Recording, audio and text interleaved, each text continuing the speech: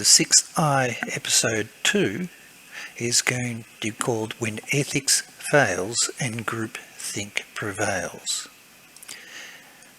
This will cover all of the volumes of evidence that I submitted to a federal privileges inquiry into threats that were made against me as a protected witness to a parliamentary inquiry. I launched it in December 2000 and it came to a conclusion 12 months later, September 2001. And it was investigating that a company, Computer Power Group and its research affiliates, had made threats against myself as a career with government officials in order to stop me from appearing at an inquiry. And it turns out that they were afraid that there were things that I knew about the history of their companies, as I had served as the science advisor to the Federal Coalition Party under Honourable John Howard,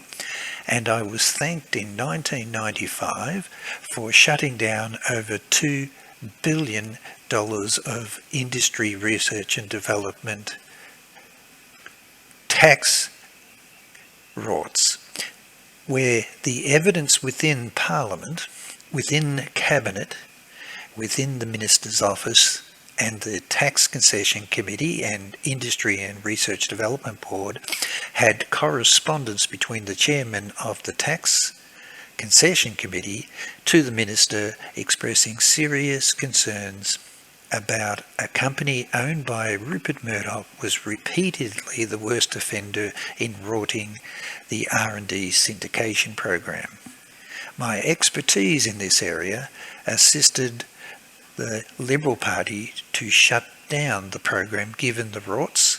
and also protect the taxpayers against the fact that the instruments had never been tabled in the Parliament by a minister and the whole program was illegal. At the end of my efforts, I was personally thanked by the Federal Treasurer, Honourable Peter Costello, at a meeting with the directors and business representatives of Johns Hopkins for what I had done to save the taxpayers' funds. It turns out that the clerk of the House, the attorney for the Senate, was so impressed that he came to my office, shut the door and said, "Peter, you're a physicist, but what you exposed is the most complicated bits of legislation. I'm just so impressed. I'm writing a paper about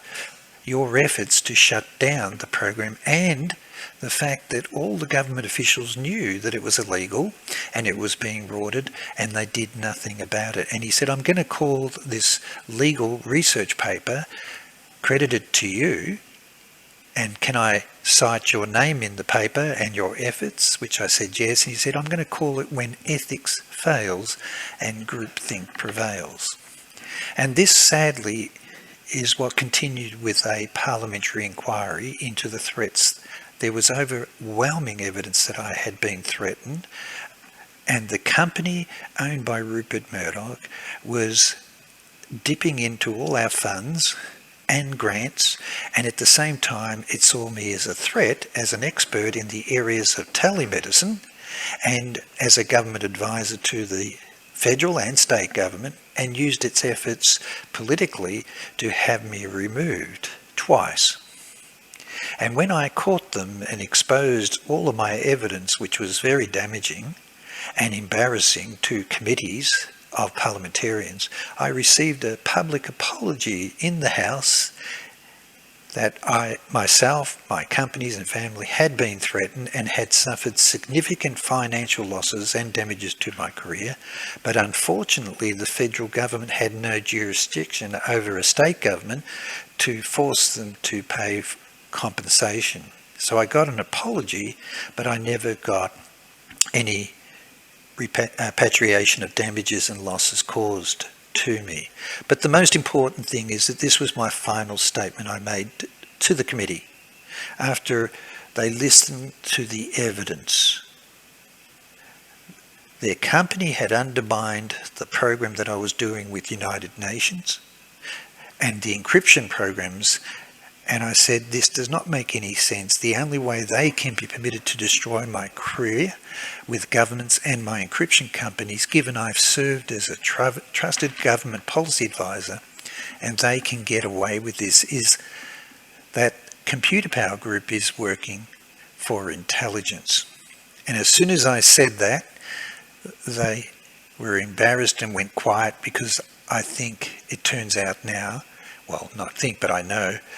but after more than 20 years of research, I can now prove that it was Rupert Murdoch's company that sold the CIA modified PROMIS software to our Australian government, and it has been behind all of the efforts of CIA to use the PROMIS software for